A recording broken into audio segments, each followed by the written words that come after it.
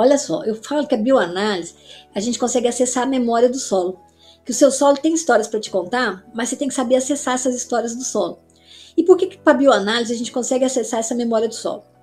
Porque essas enzimas, elas estão localizadas dentro das células vivas, e enzima é uma coisa muito interessante, porque elas não estão só dentro de micro-organismos. A gente tem beta-glicosidase e aliosfatase dentro das plantas, e também dentro da fauna do solo. Nós temos beta-glicosidase e aliosfatase dentro do nosso corpo. Então, a gente tem essas enzimas dentro dos componentes vivos, mas quando essas células morrem, essas enzimas são liberadas para o solo. Se o seu solo tiver uma condição de equilíbrio, de saúde do solo, elas acabam sendo adsorvidas nas partículas de matéria orgânica e argila.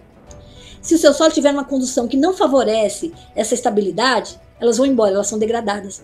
Então, ao longo do tempo, esse componente abiônico que a gente chama, que são essas enzimas que ficam na matéria orgânica e nas partículas da argila, elas vão aumentando. Então, é isso que eu falo, a memória do solo. As enzimas refletem não só aqueles organismos, que não é só micro-organismo, é planta, organismo e fauna, que estão ali naquele momento, mas elas refletem também todas as gerações passadas de organismos que já estiveram naquela área. Olha que legal, gente. Então, por isso que eu falei, você pode acessar a memória do solo através dessas enzimas.